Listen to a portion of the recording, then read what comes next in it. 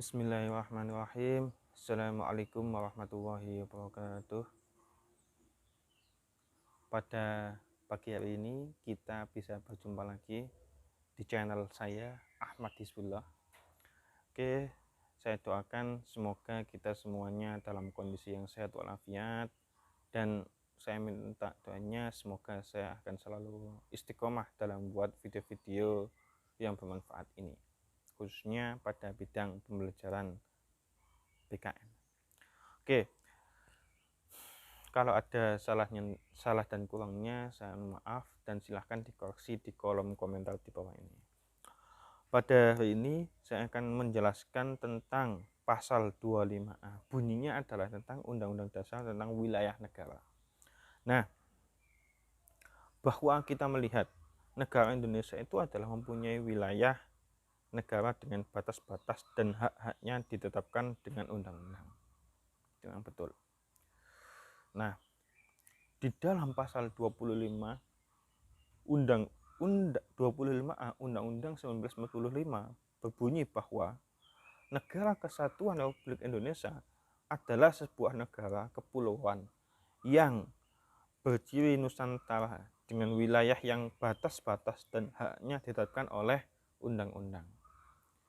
Jadinya negara Indonesia itu adalah negara yang sudah ada batas wilayahnya dan sudah diundangkan dan mempunyai ciri-ciri bangsa Indonesia, ciri-ciri Nusantara. Itu adalah wilayah negara Indonesia. Kita sekarang adalah masuk di bab yang kedua, yaitu tentang ketentuan Undang-Undang Negara Republik Indonesia dalam kehidupan berbangsa dan bernegara. Bagaimana kita memaknai hal tersebut? Yaitu kita harus mempelajari dulu tentang Nusantara itu seperti apa, wilayahnya Indonesia itu seberapa luas, habis itu apakah sudah ada undang-undangnya, apakah sudah ada payung hukumnya, apakah sudah ada batas-batasnya, dan yang terpenting adalah mempunyai ciri khas Nusantara, entah itu dalam hal budayanya, entah itu dalam hal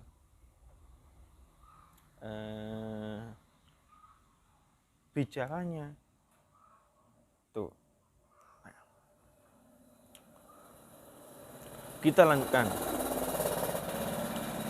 Wilayah negara ini terbagi menjadi beberapa bagian. Yang pertama adalah wilayah daratan sampai di bawahnya. Yang kedua adalah wilayah perairan. Yang ketiga adalah wilayah dasar laut dan tanah di bawahnya.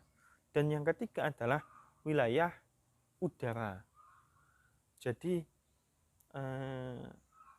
seandainya ada seandainya ada pesawat masuk, ya kan, itu sudah ada radar yang mendeteksi, ternyata ini masuk pada wilayahnya bangsa Indonesia. Jadi dia itu harus izin seandainya itu pesawat dari luar negara Indonesia. Oke, penjelasan yang pertama yaitu adalah tentang wilayah daratan sampai tanah di bawahnya. Maksudnya adalah yaitu kita ini hidup di tanah, ya kan? Di tanah kita ini sampai dalam itu adalah milik kita. Namun ada batasnya. Nanti batasnya akan saya kasih tahu lebih lanjut. Yang kedua adalah wilayah tentang perairan. Sepanjang kita melihat air, kelihatannya itu kok tidak ada batasannya. Padahal itu ada batasannya. Bumi itu kan bulat, bundar. Nah, jadi kalau kita melihat itu seperti jauh sekali, seperti tanpa ada batasan.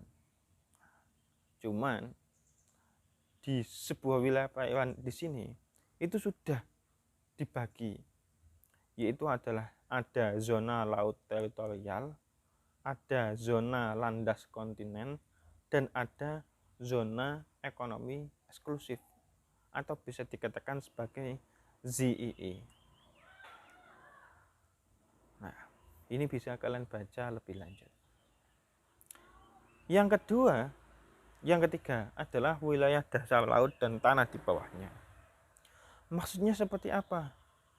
Negara itu memiliki kedaulatan terhadap dasar laut dan tanah di bawahnya. Jadi segala sumber daya alam yang terkandung di dalamnya menjadi hak dan kedaulatan sepenuhnya dari negara yang bersangkutan. Contoh seperti Freeport. Nah, contoh lagi seperti ketika kalian laut di dalam ternyata terus ya kan, di bawahnya lagi kan ada tanah. Nah,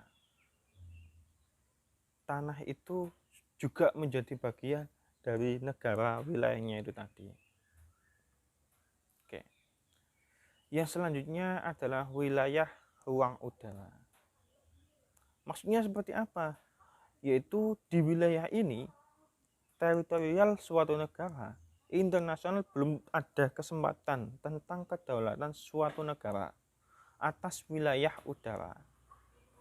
Dalam pasal 1 Konvensi Paris tahun 1919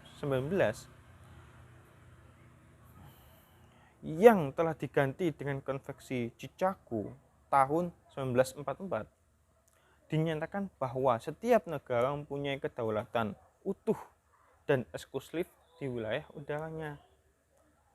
Contoh yang seperti saya bilang tadi, ketika ada kapal masuk ke dalam wilayah, ketika ada pesawat masuk ke dalam wilayah negara, termasuk adalah salah satunya adalah negara kita, maka dia harus izin turun di landasan. Ada kepentingan apa? Walaupun itu hanya cuman lewat saja. Karena kalau sampai terjadi sesuatu, maka bangsa Indonesia pun juga akan negara pun juga akan mendapatkan akibatnya. Tuh. Baik, itu saja yang ingin saya sampaikan. Kurang lebihnya saya mohon maaf. Sampai berjumpa lagi di minggu yang akan datang.